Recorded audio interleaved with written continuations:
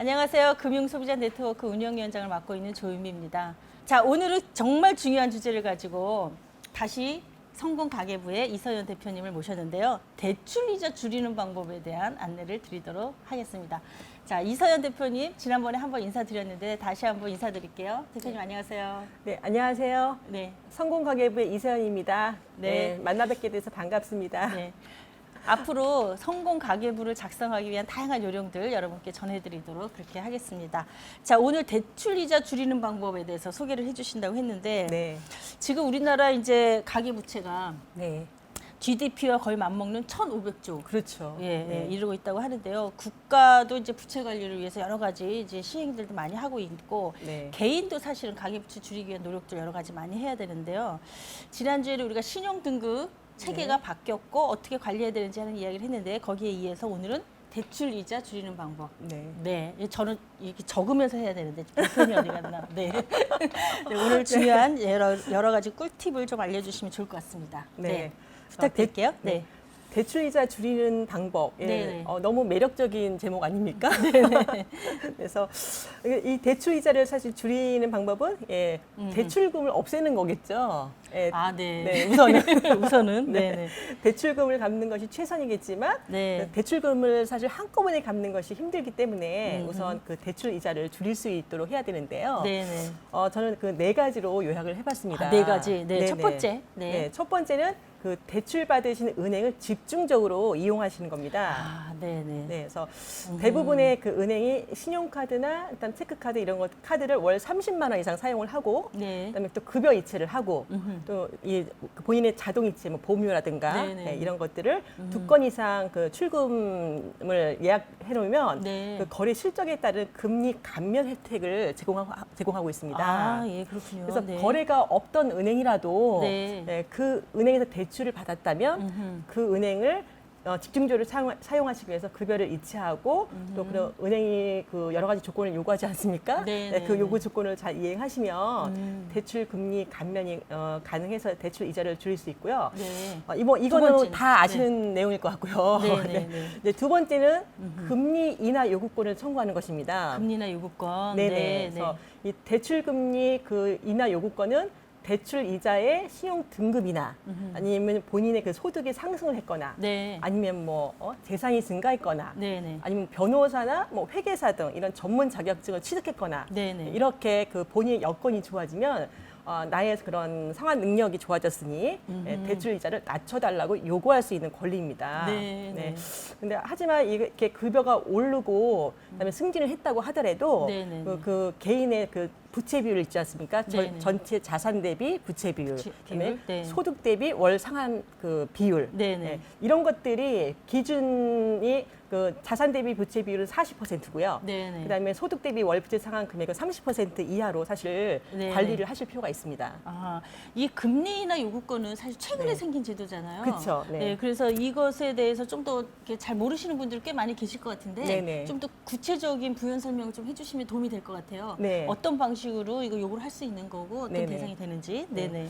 네, 이 대출 금리를 보통 기준금리 플러스 가산금리로 결정이 되는데요. 네네, 네. 기준금리는 이런 나라의 정책이기 때문에 은행과 제2금융권 대부분이 다 공통입니다. 네네. 그래서 이 대출 받을 때 개인마다 대출 금리가 다르게 적용이 되는 것은 바로 이 가산금리 때문인데요. 네, 네. 그래서 금리나 요구권은 이러한 그 가산금리를 조정해서 대출 금리를 낮출 수가 있습니다. 네, 네, 네. 그래서 대출 거래 약정 시와 비교해서 본인의 신용 등급이 개선이 되었거나 네. 승진 등 이렇게 일정한 요건이 해당이 되면 네네. 그 개인이나 기업은 네. 은행이 그 정하는 절차에 따라서 대출 금리 인하를 요구할 수 있는 권리입니다. 네네. 그래서 그러니까 기준금리랑 가산금리를 더했을 때 이 가산금리 부분을 조정해 줄 수 있는 거군요. 그렇죠. 네네. 네, 그래서 그 2018년 작년이죠. 네네. 작년 기준으로 그 시중 은행에 접수된 금리 인하 요구 건수 약 20만 건이고요. 네, 굉장히 많군요. 네, 이중 그 고객의 요구를 받아들인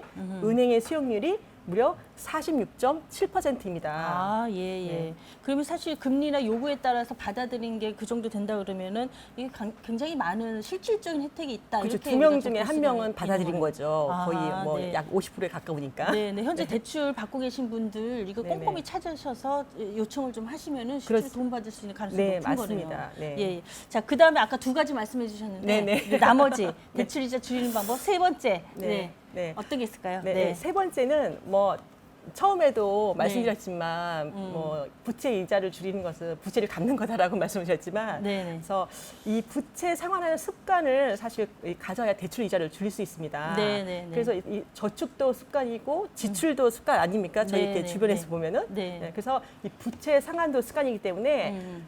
자기 소득의 매월 몇 퍼센트를 내가 부채 상환에 사용할지 하겠다. 네. 네. 10%를 뭐 부채 상환에 사용하겠다, 20%를 사용하겠다 네, 네. 이런 비율을 결정을 하셔갖고 실행하는 것이 굉장히 중요합니다. 근데 그 소득이 얼마냐, 자기 지출 규모가 얼마냐에 따라서 개인마다 다 차이가 있을 거 아니에요. 그렇죠. 예, 아하. 다 하기 때문에 네. 하지만 일단 갚는다는 게 굉장히 중요한 거거든요. 소액이라도 꾸준하게. 예, 소액이라도 네, 예, 네, 네. 평생 그 저기 마이너스 통장 개설을 해 보셨죠, 대표님? 네, 해봤어요. 네, 근데 잘 안 갚아지죠. 안 갚아져. 맞습니다.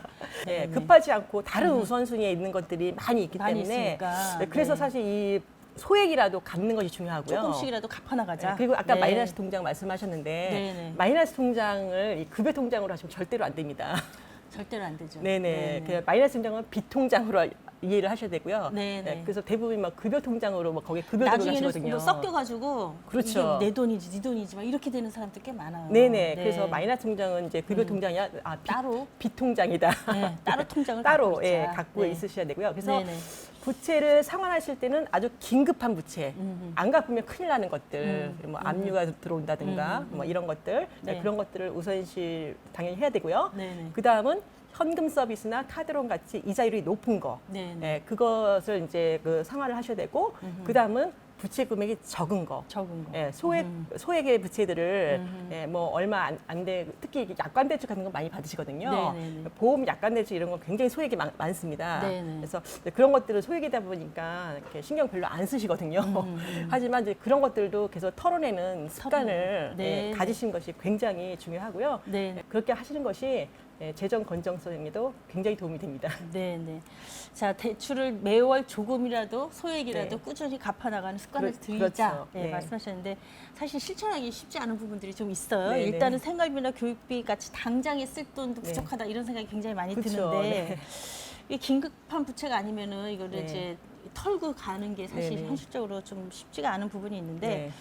어쨌든 우리가 원칙적으로 그것을 계획을 하고 하느냐 아니면 아무 생각 없느냐는 또 굉장히 또 차이가 있으니까 그렇죠. 네, 우리가 네. 기억해뒀다가 네. 자기의 재무 상태를 좀 확인해보는 작업 좀 해야 될 것 같아요. 네네. 자, 그다음에 네 번째 마지막 대출이자 네. 줄이는 방법 네. 뭐가 있을까요? 네, 네네. 마지막 네 번째는 이 대출 이자를 줄이기 위해서 금리가 낮은 대출 상품으로 대환대출을 이용하는 건데요. 갈아타는 거. 그렇죠. 아, 예, 예, 예. 예. 근데 그 뭐 대환대출이라는 거는 아까 뭐 이해하시겠지만 네네. 세운금융회사에서 대출을 받아서 이전의 대출금을 이렇게 상환하는 제도입니다. 네네.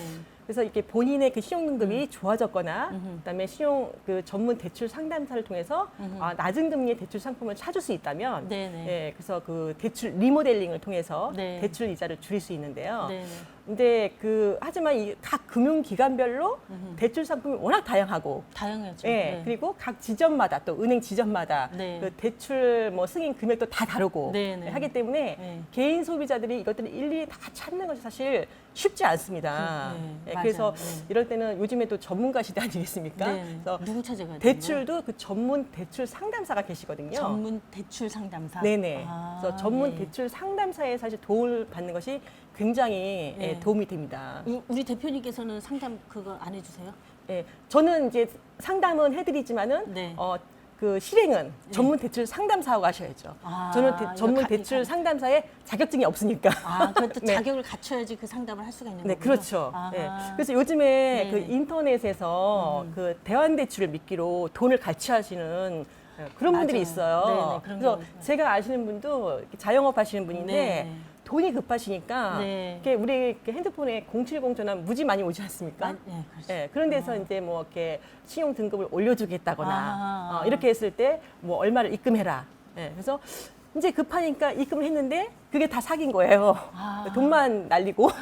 네. 아, 요새 그런 경우 꽤 많이 또 주변에 있는 것 같아요. 네, 그렇죠. 그래서 무조건 인터넷이나 뭐 글 같은 거는 얼마든지 올릴 수 있기 때문에 네. 사실 그 믿을 만한 네. 그 전문 대출 상담사를 찾는 게 중요하고요. 네. 근데 그런 분들은 다 이런 금융기관, 은행이나 네. 이런 금융기관이 하고 또 대출 위탁법이라고 음. 다 예약, 그 계약이 되어 있어서요. 네, 네. 그 전문 상담 번호가 있습니다. 그분들 명함에. 아. 예, 번호가 있기 때문에 그 번호만 조회를 해도 네. 예, 이분이 전문 대출 상담사인지 확인을 할 수가 있거든요. 아, 번호가 또 이렇게 부여돼 있고 네네. 면허 번호 같이. 그렇죠. 아, 명함에 그 대출 네네. 상담사 번호가 이렇게 딱 있거든요. 그래서 네네. 네, 그렇게 번호가 부여되어 있는 대출 전문 상담사하고 상담을 하시면 그분들은 이제 그 전체 금융기관에 뭐 은행뿐만 아니라 네네. 뭐 제2금융권, 캐피탈사, 막 카드사까지 전체적으로 이제 그 대출 현황이나 이런 것들을 다 이렇게 알아볼 수가 있거든요. 있습니다. 예, 아. 그리고 어떤 지점에서 얼마의 승인이 날 거고 이게 한도 같은 것도 또 이게 또 계절별로 또 있더라고요. 네네. 뭐 초에는 조금 대출 한도가 많고요. 시간이 흐를수록 예, 연말로 뭐 갈수록? 연말로 갈수록 아. 대출 금액이 적더라고요. 아, 네네. 예, 그래서 이게 또 승인이 어렵더라고요. 대출 아, 대출 네. 그 이렇게 시기가 나갈 때. 언제냐 또 중요하겠네요. 그렇죠. 예, 아, 그래서 네, 이제 그런 것들을 조절하면 네. 계획도 세울 수 있고요. 그래서 언제 자금이 필요하면 전문 대출 상담사하고 미리 이렇게 계획을 세워서 네. 이때쯤 대출 신청을 하는 게 낫겠다. 뭐 이런 것들을 세워서 실행하는 것이 많이 도움이 될 것 같습니다. 네, 네. 네. 아, 감사합니다. 네. 오늘 4가지 방법을 좀 알아봤어요. 네, 네. 대출 이자를 줄이는 방법. 네. 네. 아마 구체적인 사례에 들어가면은 내가 얼마나 대출 받았냐, 뭘로 대출 받았냐에 그렇죠. 따라서도 다 많이 다를 것 같은데요. 네. 하나 기억해야 될 것은 정확하게 자격증이 있는 그렇죠. 전문 대출 상담사의 상담을 통해서 이런 것들을 교체하는 이런 노력이 필요하지. 아무하고나 막 그렇게 하면은 오히려 맞습니다. 손해를 볼 수도 있다. 네. 이런 거 우리가 기억하시면 좋겠습니다. 네, 오늘 대표님 좋은 말씀 너무 감사드리고요. 아, 네. 네, 다음에도 우리 이서연 대표님하고 꾸준히 우리의 가계부를 성공적으로 만들어가는 네. 여러 가지 정보에 대해서 이야기 나눠보도록 하겠습니다. 네, 감사합니다. 네, 감사합니다. 네, 여러분 구독, 좋아요 많이 부탁드릴게요. 감사합니다. 다음에 감사합니다. 봬요.